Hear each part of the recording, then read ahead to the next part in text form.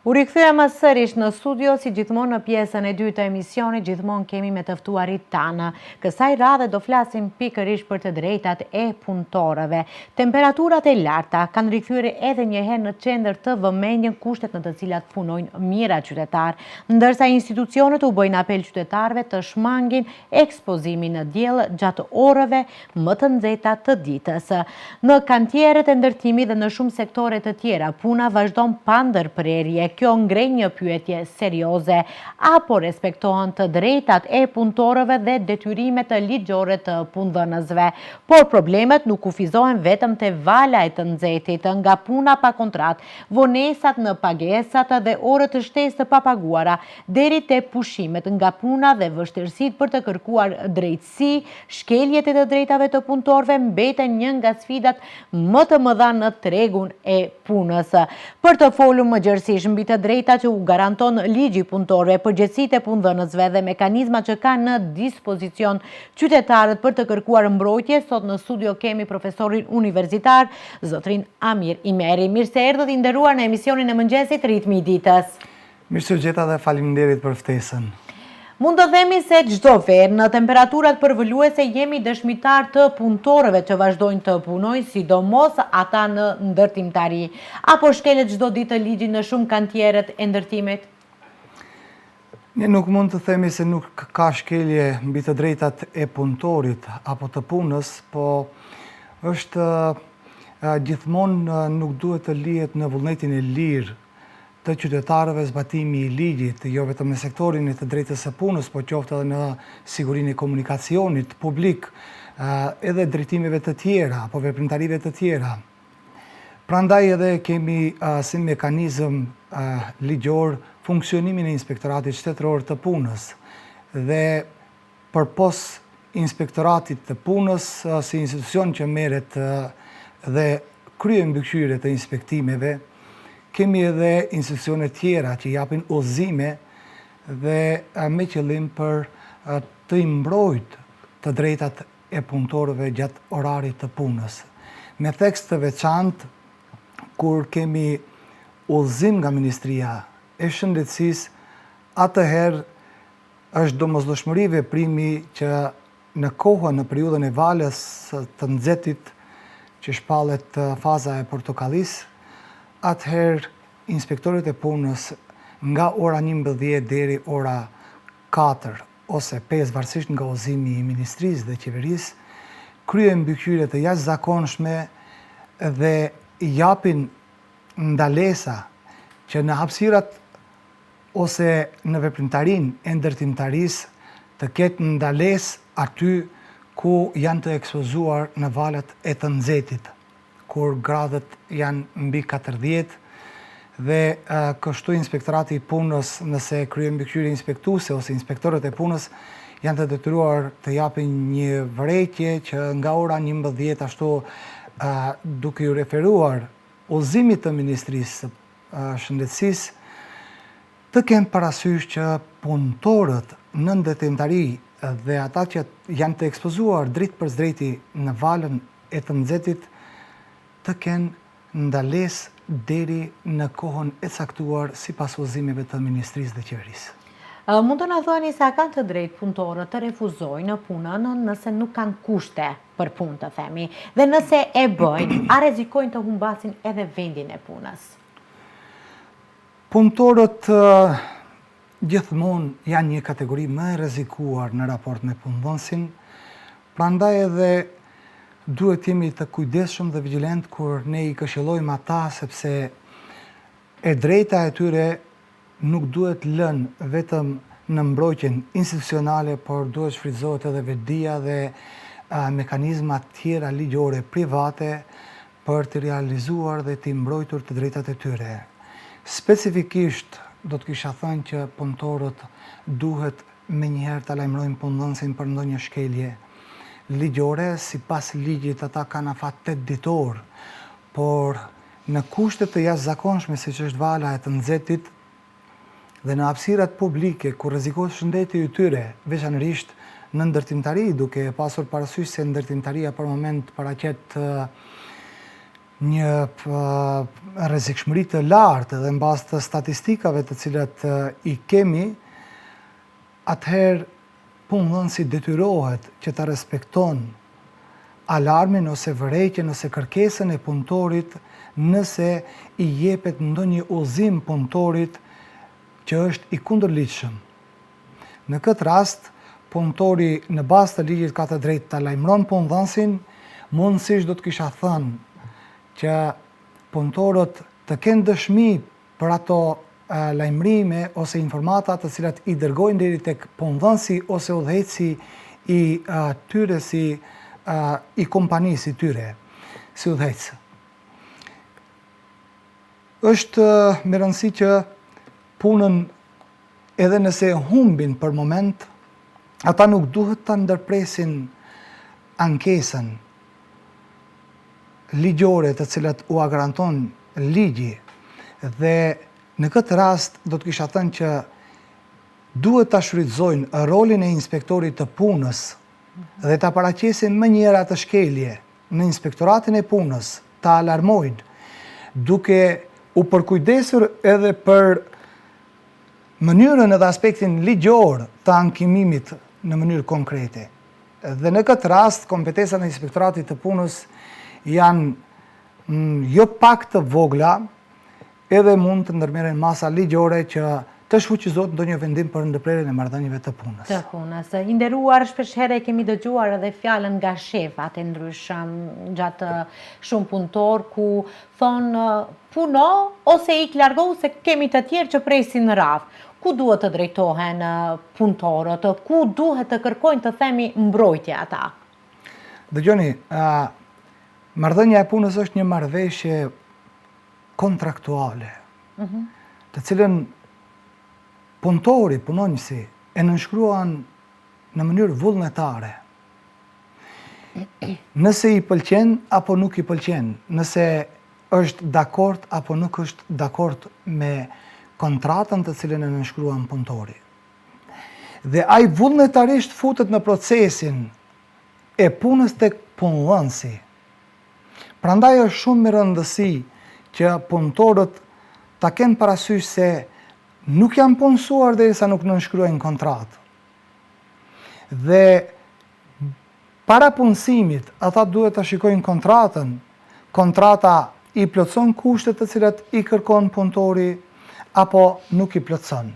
Do të kisha thënë që tash viteve të fundit duhet shfrytëzohet edhe nga ana e punëtorëve që mos tolerohet një gjë e tillë që të trajtohen në mënyrë të padinjitetshme, sepse ata nëse që nga fillimi trajtohen në atë mënyrë, ata nuk do të kenë dinjitetin për të cilën luftojnë punëtorët që nga shekulli 19 dhe për të cilët kanë vdekur kryesisht specifikisht vetëm për dinjitet, për një punë me dinjitet, sepse bota është kjo që është fal duarve të arta të punëtorëve. Prandaj ata duhet ta ruajnë dinjitetin e tyre gjatë marrëdhënies punës dhe gjatë punësimit. Dhe mos ta tolerojnë një trajtim të padinjitetshëm. Tani, veçanërisht kur e kemi edhe tregun e hapur të punës dhe kemi mungesë të punëtorëve, do të kisha thënë që më herët ka pasur ashtu raste siç edhe e cekët ju, po në periudhën e fundit është vështirë të thuhet që një punëdhënës do t'i thotë punëtorit ose puno ose ik, për shkak se ballafaqohet me mungesë të fuqisë punëtore. A mund të na thoni se është keq përdorim i fuqisë punëtore nga privatet, arsyet që tani shumë sektor mund të themi përballen me mungesë të punëtorëve në këtë periudhë. Edhe ju e cekët edhe vetë që gjatë kësaj periudhe shumë rrallë mund t'i thuhet shefi të thotë largohu ose ikën nga puna. Duke pasur parasysh se shumë të rinj po largohen edhe nga vendi, ndoshta edhe kjo mund të jetë edhe një ndër shkaqet kryesore të mos respektimit të themi të punonjësve. Shpesh shkeljet e të drejtave të punëtorëve nuk janë edhe ligjore, por janë vetëm komunikative. për të i treguar se dinjiteti ati nuk është i barabartë me të punëdhënësit. Punëtorët parimisht janë kategoria më e rrezikuar e qytetarëve, e shoqërisë në raport me punëdhënësin. Prandaj edhe ata kur hasen në lloje të tilla të komunikimit, gjithmonë duhet ta kenë parasysh një fakt që vetdia shoqërore te ne është shumë e ulët. Edhe pasi që nënshkruajnë kontrata dhe pasi që të krijojnë marrëdhënie pune dhe jo vetëm në sektorin privat, po edhe në sektorin publik, komunikimi duhet ndërmjet punëtorit dhe punëdhënësit. Duhet të jetë shumë i përmbajtur, i kulturuar, jo shqetësues, për shkak se ajo mund të paraqet në shqetësim në vendin e punës, nëse i cënohet me llojin, me mënyrën e komunikimit, i cënohet dinjiteti, ose i paraqet shqetësim. Dhe në këtë rast, punëtori duhet ta ketë vetdijen për të mbrojtur ligjërisht dhe ta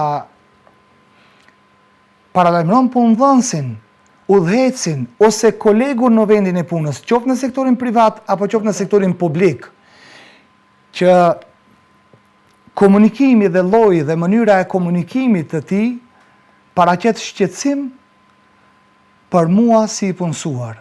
Nëse ajo bëhet nga punëdhënësi, drejtori, atëherë deri tek punëdhënësi i nderuar, ju paralajmëroj se mënyra e komunikimit tuaj paraqet për mua shqetësim. Dhe ju kisha lutur që ta ndryshoni mënyrën e komunikimit, po nëse bëhet ajo nga ndonjë koleg tjetër në baza nacionale, fetare, apo edhe raciale, atëherë të njëjtën duhet për të njëjtën ta informoj punëdhënësin dhe punëdhënësi detyrohet që të merr masa ose ta sqaron situatën dhe të informohet punëtori me shkrim, duke formuar një komision në bazë të ligjit dhe kështu ta mbron dinjitetin e punëtorit edhe gjatë mënyrës së komunikimit. Mund të na thuani edhe pse puna në ndërtim dhe shkeljet flagrante gjejnë shpesh, mund të them, vendin e parë në edicionet informative. Nuk është se po shohim ndonjë rezultat, të themi, në terren, po si mendoni nga përvoja juaj, janë xhobat e ulta dhe punëdhënësve, ju lëvërdis, të themi, më mirë të paguaj se të ndalin punën, apo kompanit lajmërohen nga ekipet e inspektimit para se inspektorët të dalin, të themi, për kontroll në terren? Tani nuk mund të them që gjobat janë të vogla për shkak se në sektorin e ndërtimtarisë, aty ku më së tepërmi rrezikohet shëndeti i punëtorit, jeta e punëtorëve, mund të themi. Sigurisht që ndërtimtaria paraqet veprimtarin që është veprimtari që paraqet më së tepërmi rrezik për punëtorët. Prandaj edhe merren masa për ndalimin e punës nga ora 11 deri ora 5.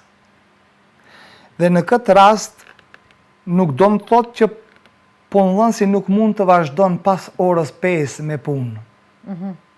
Sepse duhet të kemi parasysh edhe pozitat e punëdhënësve. Po në këtë rast po flasim specifikisht për punëtorët dhe për të drejtat e punëtorëve. Statistikat tregojnë që kemi ulje të vdekshmërisë. Nga viti 2020 kemi ulje, ramje. Po jo vetëm, po edhe më mbrapa kemi ulje të numrit të lëndimeve në punë. Po ja që prap nuk mund të themi që situata është e kënaqshme, për shkak se prap veprimtaria e ndërtimtarisë paraqet një rrezik permanent për lëndimet fizike në punë, por edhe vdekshmëritë. Dhe jo rastësisht janë në prioritet në periudhën në sezonat e caktuara, janë në prioritet inspektimet në fushën e ndërtimtarisë nga Inspektorati i Punës dhe inspektorët për siguri dhe shëndet në punë. Mund të na thoni kush mban përgjegjësi nëse një punëtor, të them, humbë jetën ose pëson dëmtime nga temperaturat e larta, nga i nxehti? A kemi përgjegjësi penale apo gjithçka mund të themi që mbyllet me një gjop? Jo, nuk mund të themi se gjithçka mbyllet me një gjop, varësisht nga konstatimi i gjendjes faktike. Nëse gjendja faktike tregon që punëdhënësi nuk i ka marrë masat e sigurisë në vendin e punës për punëtorin, atëherë përgjegjësia ngelet tek punëdhënësi dhe kemi përgjegjësi penale për shkak se nuk janë respektuar masat e sigurisë gjatë procesit të punës së punëtorëve. Por kemi edhe raste kur, po janë sigurisht që më të rralla janë, kur punëtorët nuk i respektojnë udhëzimet dhe masat e sigurisë. Shpeshherë ndodh që ne shohim punëtorë të mos mbajnë kapel. Po edhe anën tjetër shohim raste konkrete kur punëdhënësit nuk i sigurojnë ndoshta këpucë adekuate për realizimin e punëve ndërtimore, nuk i realizojnë veshje adekuate, nuk marrin masa për lëndime nga puna në bazë të ligjit. Dhe siguria e punëtorit është me të vërtetë shumë e rëndësishme në sektorin e ndërtimtarisë, sepse një gabim mund të kushton me jetë. Dhe nëse konstatohet që nuk janë ndërmarrë masat e sigurisë në vendin e punës nga ana e punëdhënësit, atëherë punëdhënësi, drejtori jep llogari dhe ka për të ballafaqoar me një padi penale. Dhe ajo është përgjegjësi penale mos respektimi i sigurisë në vendin e punës së punëtorit. Sa respektohen të themi ligjet, ose sa janë edhe të ndërgjegjshëm, në qoftë edhe punëdhënësit, por edhe punonjësit në vendin tonë? Ne nuk mund të themi se nuk janë të përgjithshëm. Por edhe në të rësi nuk mund të themi se janë të përgjithshëm, pasi që kemi situata konkrete dhe ende ekzistojnë lëndime të shpeshta, jo vetëm në ndërtimtari, nuk është vetëm ndërtimtari ajo që paraqet rrezikshmërinë më të lartë, janë edhe industritë e mëdha. Në mënyrë paralele do të kisha thënë, po në kohën dhe periudhën e fundit janë ndërtimtaritë ata të cilët paraqesin rrezikshmërinë më të lartë, duke mos janë anashkaluar edhe industritë e prodhimit. Dhe nuk mund të themi që janë apo nuk janë të përgjithshëm. Në bazë të statistikave kemi rënje të numrit të vdekshmërisë në ndërtimtari. Por edhe numri i lëndimeve është sigurisht më i madh.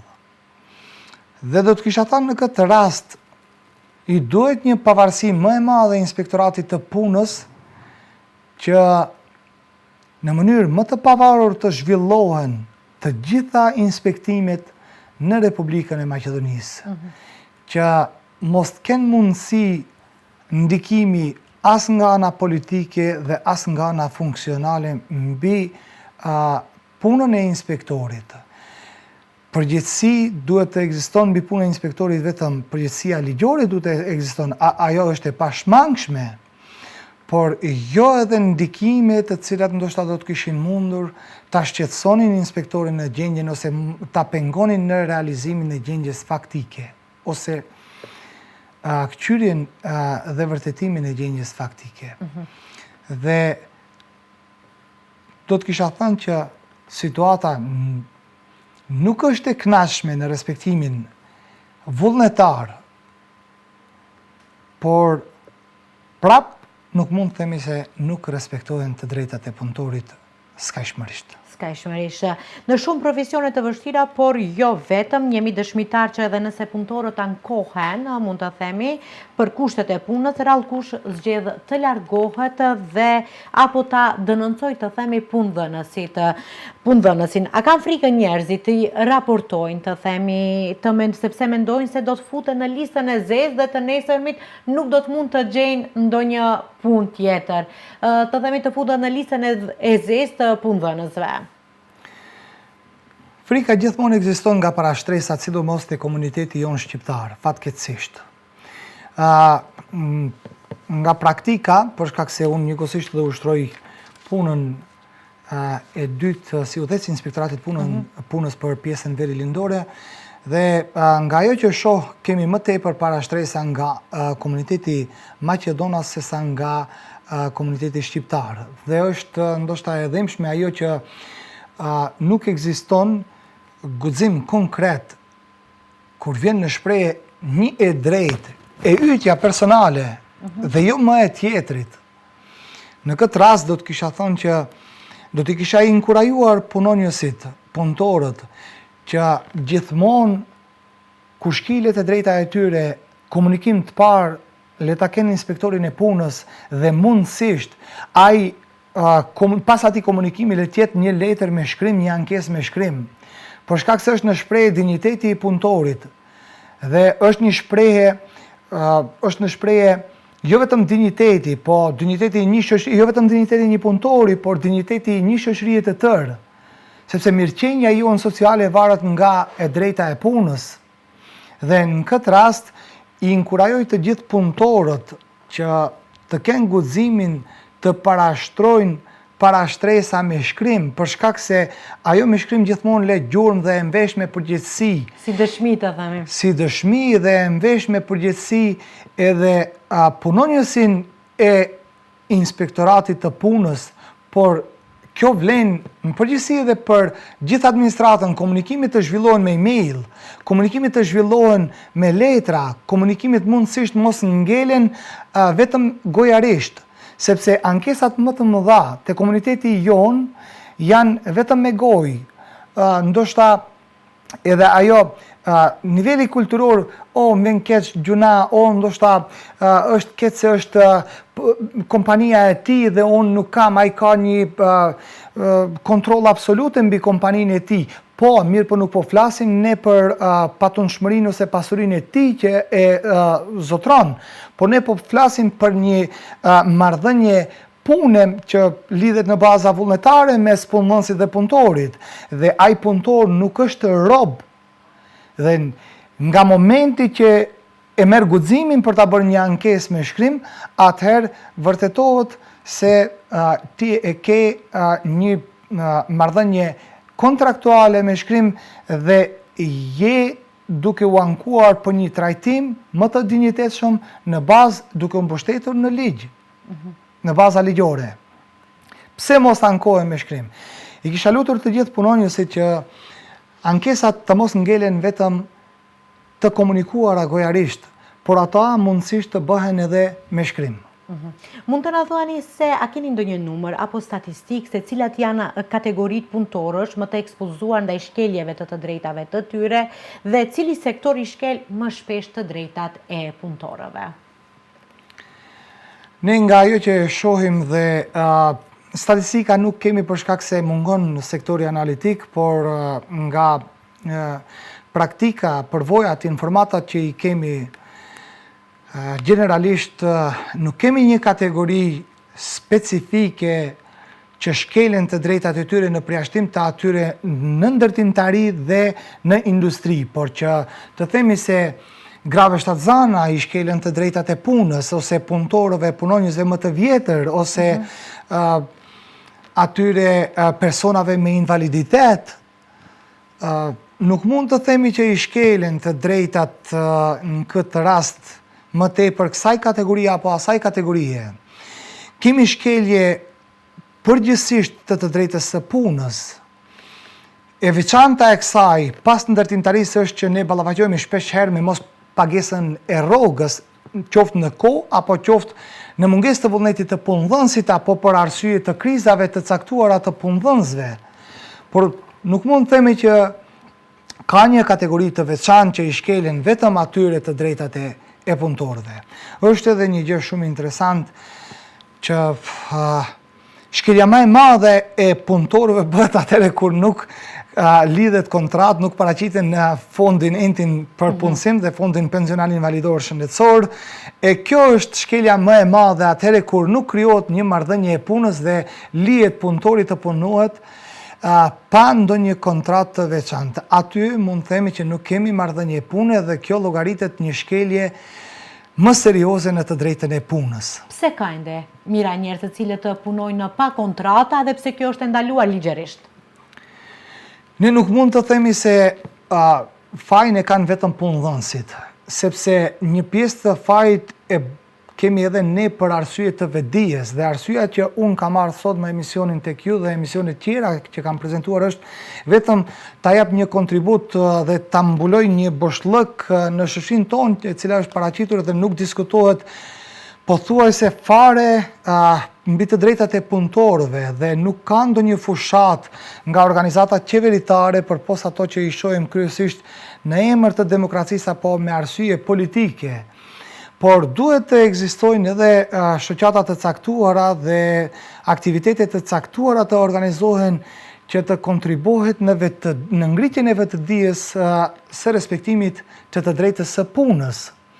Do të kisha thënë që ne kemi për arsye pjesërisht të sistemit, i cili sistem nuk u alejon marrëdhënien e punës ashtu siç në disa shtete evropiane lejohet për shkollarët e mesëm dhe studentët.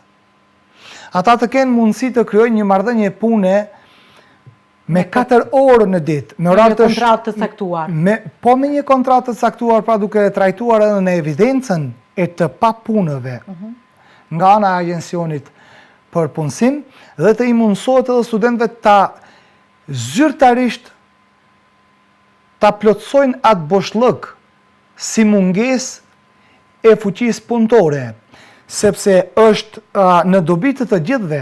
Studentët do të fillimisht do të përfitojnë sigurimin social shëndetësor, do të kenë paga për pavarësinë e tyre, për ndihmën e tyre gjatë studimeve, periudhës që studiojnë, dhe njëkohësisht do të mbulohet edhe zbrastira e punëdhënësve të cilët kanë mungesë të fuqisë së punëtorëve, dhe personi i tretë, ana e tretë që fiton është shteti nga kontributet për atë marrëdhënie të punës. Që ajo mund të jetë edhe sikur të isha pyetur unë, do të kisha liruar edhe për kontributet nëse angazhohen studentët, dhe do të kisha ngarkuar punëdhënësit gjatë periudhës verore, që ata specifikisht vetëm për studentët të paguajnë vetëm tatim për çështjen e shumës së kompenzimit të rrogës. Po kjo është situata që është edhe pasojë e sistemit, edhe pasojë e vedisë shoqërore, por edhe pasojë asaj që shpeshherë i ndëgjojmë duke thënë se po që kryej marrëdhënie pune, unë e para nuk kam të drejtë si student për shkak se jam student, dhe e dyta më njëherë do t'ja ndalin ndihmën sociale në këtë rast antarit të familjes, babas, nanës apo kujt tjetër që merr si familje, në emër të kujt udhëhiqet ajo ndihmë sociale. Mund të na thuani se cilët janë 3 të drejta që punëtorët duhet t'i dinë përmendesh apo duhet t'i njohin përmendesh, ato 3 të drejtat kyçe apo kryesore, të themi. Punëtori duhet ta kupton që nuk ka krijuar marrëdhënie pune derisa nuk e ka nënshkruar kontratën, kjo është e para, dhe nuk është lajmëruar në endin për punësim. Dhe ta lexon mirë atë kontratë, se shumica e njerëzve e punëtorëve nuk i lexojnë mirë kontratat, mandej thotë jo. Po, patjetër. Kam dëgjuar raste të tilla. Dhe ta merr një kopje të kontratës. Një ekzemplar ose kopje, po i them. E dyta është çështja e rrogës. Ta shohë se apo e përmban pjesën e rrogës kontrata apo nuk po e përmban. Nëse nuk është e shënuar, të kërkon që të shënohet në kontratë rroga. Dhe automatikisht ai do ta shohë se është apo nuk është i gatshëm për ta nënshkruar për atë rrogë. Dhe e treta do të kisha thënë që është kategori kushtetuese, është pushimi. Pushimi që i takon 20 ditë në bazë të ligjit për marrëdhënie pune, i takon 20 ditë punëtorit apo punonjësit, si doni thoni, apo punëmarrësit, i takon 20 ditë gjatë vitit pushim vjetor. Ai pushim nuk mund të i mohohet për arsye se pushimi është kategori kushtetuese.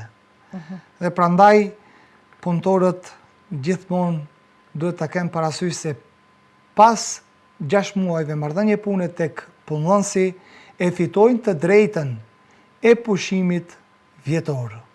Ajo mund të jetë pjesa e parë, pjesa e dytë dhe mund të jetë në mënyrë e ndarë, por që një pjesë duhet të jetë më së paku 2 javë pa ndërprej. Pa ndërprerje. Kur jemi shpesh dëgjojmë se orët shtesë nuk paguhen, por përveç orët të shtesë kemi edhe pagat të cilët të vënohen. Sa është e përhapur kjo dukuri të themi tek punëdhënësit dhe çfarë duhet të bëhet në këtë drejtim punëtori realisht, çfarë duhet të bëhen? Vonesa e pagave edhe orët të shtesë të papaguara. Tani asnjë kontratë ose marrëdhënie pune nuk do të ketë kuptim pa një rrogë. Për shkak se marrëdhënia e punës kryesisht inicohet nga rroga, këtu e kemi ofertën dhe kërkesën dhe ne shpeshherë ballafaqohemi me ankesa që nuk i është paguar rroga. Asnjë marrëdhënie e punës, asnjë punësim, asnjë punë nuk ka kuptim për çështjen e rrogës.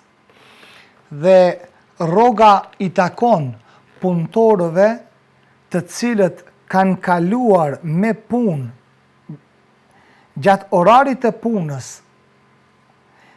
dhe i kanë plotësuar orët. Rroga si definicion i referohet orarit që e ke kaluar në punë. Dhe për ata orë të cilët është angazhuar në punë, punëtori, i takon shuma për të cilën kanë nënshkruar kontratë, i takon rroga, kompenzimi i rrogës. Dhe nëse nuk bëhet ajo pagesë, menjëherë i inkurajoj punonjësit, punëtorët, që ta bëjnë një ankesë me emër dhe mbi emër, duke e cekë edhe punëdhënësin tek inspektorati i punës, duke i lënë informatat bazë dhe inspektorati i punës ka mekanizma shumë të mira për të i detyruar punëdhënësit që të i paguhet rroga në këtë rast punëtorit. Dhe shpesh herë ndodh që punëtorët edhe kanë të drejtë punëdhënësit që t'i angazhojnë më tepër nga orari i përcaktuar kur shtohet volumi i punës, por punëdhënësit duhet menjëherë ta informojnë inspektoratin e punës me shkrim që kanë për të kryer punë më tepër se orari i përcaktuar në kontrata të punës, ne që i themi jashtë orarit të punës, ajo që njihet në anglisht overtime, dhe në këtë rast të i paguhet kompenzimi i rrogës punëtorit për 35% më shumë nga orët e kaluara në punë. Nëse ka kaluar 2 orë dhe mëditja e tij është për orë 100 denar, atëherë 135 denar për orë duhet t'i paguhet ajo pak më shumë se sa ajo brenda orarit të punës si rrogë shtesë.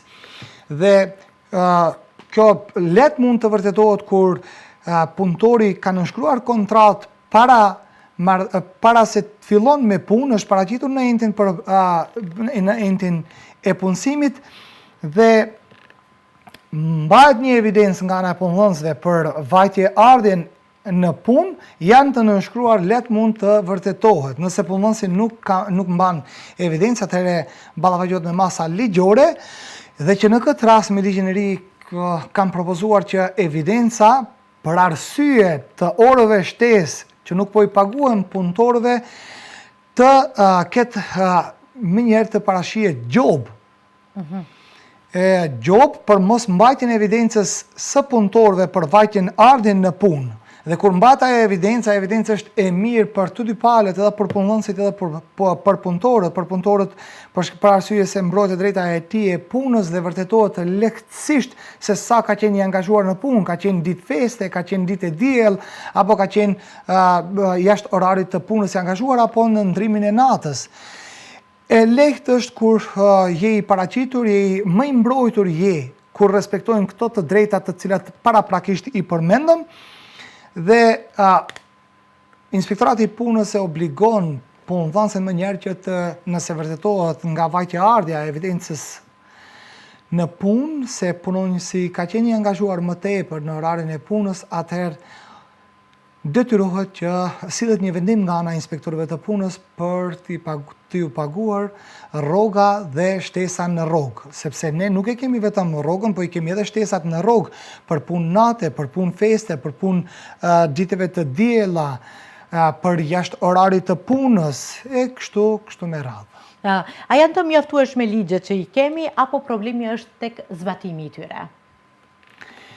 Ligjet nuk mund të themi se janë të këqija, për shkak se gjithmonë ne e dim që më mirë është të jetohet me ligje sado ndoshta që nuk janë perfekte, se sa ndoshta pa ligj, në ndonjë anarki. Por në këtë rast mund të them që shpeshherë na mungon edhe vetdia shoqërore për të inicuar ankesat dhe për të adresuar në vendin e duhur. Sepse Inspektorati i Punës është fakt që i mbulon të drejtat e punonjësve gati pothuajse në çdo sektor, por kemi disa të drejta. Në sektorin e arsimit është Inspektorati i Arsimit deri në një nivel që duhet të intervenon për mbrojtjen e të drejtave të tyre në arsim, ndoshta punonjësve në arsim. Në administratë kemi Inspektoratin e Administratës, që ato janë të ndarë në sektor, por që shihet për të drejtat e përgjithshme. Në sektorin privat funksionon vetëm Inspektorati i Punës, dhe do të kisha thënë që është shumë mirë të jepet informata që nuk është ligji problem vetëm, por ka disa faktorë që ndikojnë në zbatimin e të drejtave të punës. Prandaj e thash, është çështje sistemi, është çështje vetdije shoqërore, pastaj është edhe çështje e pavarësisë së inspektorateve të punës, dhe të gjithë nga pak duhet të luftojmë. Por ajo çka është shumë me rëndësi si mesazh të përçohet tek punonjësit, tek punëtorët, është që mos të lihet vetëm e drejta e tyre të shqyrtohet nga ana e inspektorëve, po paralelisht edhe me avokat privat ose përfaqësues ligjor të udhëhiqet procedura deri në realizimin e tyre ose të drejtave të tyre që i kanë. Zakonisht, çfarë roli luajnë edhe sindikatat sot dhe a kanë fuqi për t'i mbrojtur punëtorët? Ata sindikatat shpeshherë edhe përshkruen si ari polar tek punonësi, sepse të gjithë e dinë se punonësi duhet jetë ai bosi që duhet vendos për fatin e punëtorëve, por që... Mund të themi që kanë bashkëpunime me punëdhënësin? Po, ata detyrimisht duhet të kenë bashkëpunim ligjor. Bashkëpunim në aspektin ligjor, po.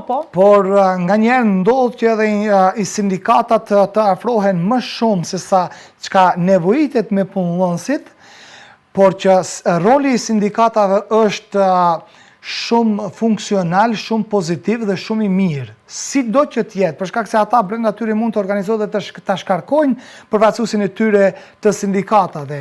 Por që në Maqedoni kanë dhënë një rezultat shumë të mirë, të theksuar, të dukshëm, dhe krahasuar me vendet ose shtetet e rajonit, e shoh si anë shumë pozitive dhe funksionimin e sindikatave në Maqedoni.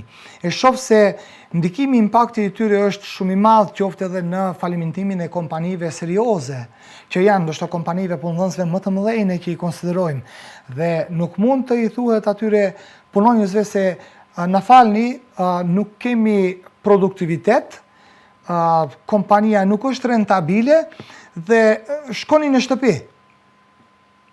Se nuk ka rroga paga për juve, nuk ka punë për juve dhe shkoni në shtëpi. Atëherë paraqitet sindikata merr rolin e saj, qoftë në organizimin e grevave të ndryshme, qoftë në mbrojtjen e kapitalit të kompanisë, për t'i siguruar kompenzimet, rrogat e tyre dhe të drejtat e tyre, të cilat në këtë rast edhe u takojnë si punëtor. Dhe në fund, i nderuar, pasi edhe koha nuk na premton shumë, nëse tani një punëtor po i shkelën të drejtat e tyre, nëse po na ndjek momental, cilët janë 3 hapa që duhet t'i ndërmerr ai? Si punëtor? Po. Punëtori nëse i shkelet të drejta e punës, duhet automatikisht ta komunikon Inspektoratin e Punës. Hapin e parë që duhet ta bëjë. Hapin e parë, dhe hapi i dytë është përfaqësuesi ligjor, dhe hapi i tretë është gjithashtu ta vendon në vetdije, ta informon punëdhënësin për shkeljet të cilet u ka bërë punëdhënësi, dhe se të njëjtën domethënë do të kërkon mbrojtje nga Inspektorati i Punës, do të ketë përfaqësues ligjor, dhe nëse realizohet vetëm në bazë të ankesës e drejta e tij në bazë të ankesës që e ka adresuar dhe tek Inspektorati i Punës, atëherë mund edhe të ndërpritet dhe të ngelet aty procedura dhe të ndërpritet procedura për shkak se punëdhënësit menjëherë kanë parasysh vërejtjet e Inspektoratit të Punës ose masat ligjore të cilat do t'i ndërmerrë Inspektori i Punës. Por kemi raste kur edhe përjashtohen nga puna dhe nuk mbaron procedura vetëm tek Inspektorati i Punës, sepse nëse nuk vepron në bazë të vendimeve të Inspektoratit të Punës punëdhënësi, atëherë kemi një gjob, kurse punëtori mund edhe të lihet dhe ta humbë të drejtën e tij vetëm për shkak një lëshimi të vogël që nuk është konsultuar me një përfaqësues ligjor për mbrojtjen e tij juridike pranë gjykatave si procedurë kontestimore në marrëdhëniet e punës. Këto janë, do të kisha thënë, tre hapat kryesor. Ju falenderit shumë i nderuar që ishit pjesë e emisionit të Ritmi i Ditës, që dha të shumë informacione lidhen për të drejtat e punëtorëve, por edhe të punëdhënësve. Falenderit edhe juve për ftesën dhe uroj që të kemi dobi nga këto informata që sigurisht se kontributi atyre që për ta bërë një rreth të mirë dhe një shoqëri sa më të mirë është më i çmueshëm dhe do ta çmojnë edhe punëtorët dhe punonjësit që na kanë dëgjuar. Ju falenderit edhe një herë. Shikues të nderuar, kjo ishte e tëra që kishim përgatitur për ditën e sotshme, kështu që mua nuk më ngelet gjë tjetër përveç se të ju dëshiroj një ditë të mbarë. Mirëmbëjtje.